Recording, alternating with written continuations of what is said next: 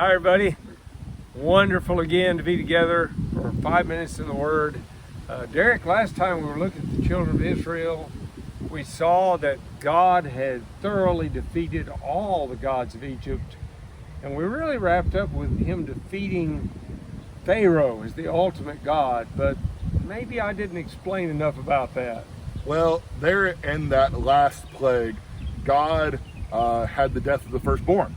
And that affected all of Egypt, but it did not affect the children of Israel as long as they followed the commands of God. You know, he provided for them a way that they could be passed over, that they could not be affected by the death of the firstborn, but we see that so many in Egypt that they were affected. The Pharaoh himself was affected by this, and this brought Pharaoh to his knees.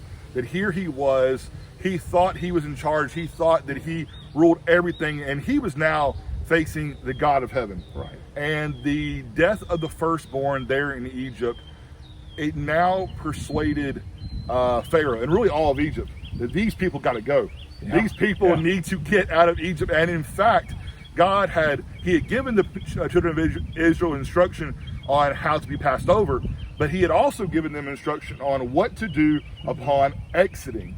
And so as they're getting ready to exit out of Egypt, they asked for all these gifts and all these items that they could take with them, and they plundered Egypt on their way out. And so God, he was there with them. Now in this moment, we have something that's really special. And what we have is we have the beginning of what's going to be a memorial that they're going to remember every year. The Passover, the Feast of the Unleavened Bread. This is going to be something that they're going to remember every year, how God had prepared for them a way, he had provided for them an escape from Egypt, and how he had passed over them and did not bring that judgment upon Israel as well. And so we remember that, but now we're heading out of Egypt, and we're going out, and they're not going to go the ways of the Philistines. You know, we come over to Exodus chapter, I believe we're moving into chapter 13, going down to verse 17, and they are not going to go the way of the Philistines. They're not going to go the way out of Egypt. There maybe some would have thought they would have gone. They're going to follow God's pathway. They're going to follow God's way. God's going to lead them. He's going to instruct them there in Exodus chapter 13 on how to go. Now, Wait a minute, you're telling me that they're not mapping the quickest route on GPS? no, quickest route on GPS is not the way they're going. They're going to go the way God wants them to go. And they're actually going to get themselves into a situation that they're going to be kind of trapped. They're going to be blocked off in such a way that it is not going to be the best military advantage for them, but it is going to be an advantage for God, because this is going to be a way for God to once again show his power, show his strength, and show that he's there with the people. And so there they are, they're backed up against the Red Sea, and they have made this journey down to this point. And God's he's led them to this point. He's got them right where he wants them. And now, here he is. He's going to harden Pharaoh's heart once again. Pharaoh is going to think, why did we let them go? Why did we do this? And they're going to pursue after the children of Israel. And so he says this in chapter 14, verse 5.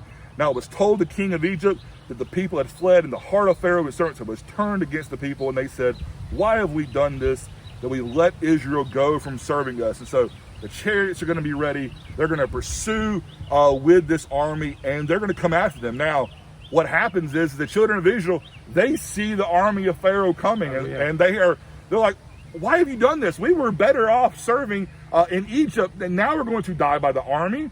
And so God, he's there with Moses. He provides, once again, another way. Moses stretches out his staff across the water. The water is parted, and the children of Israel are able to cross across the Red Sea on dry land. Now that is an amazing thing. But you know, the armies are still coming, and they're pressing down. The armies enter into the Red Sea as well. So the armies of Pharaoh, they're going into the water, and God brings that water crashing down upon those people. Now, the children of Israel, they rejoice. They are so excited. But that doesn't last very long. Yeah. You see, they immediately are pretty quick after this. They're going to start complaining. At first, you go to chapter, I believe it's chapter 16.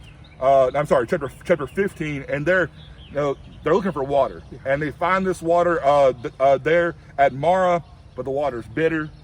They want something better, so Moses, through God's help, Moses puts the tree into the water. The water is made sweet, but what about food? They want food, and so they complain about that. And so you have bread from heaven, you have quail that's provided, but once again, they're needing water again.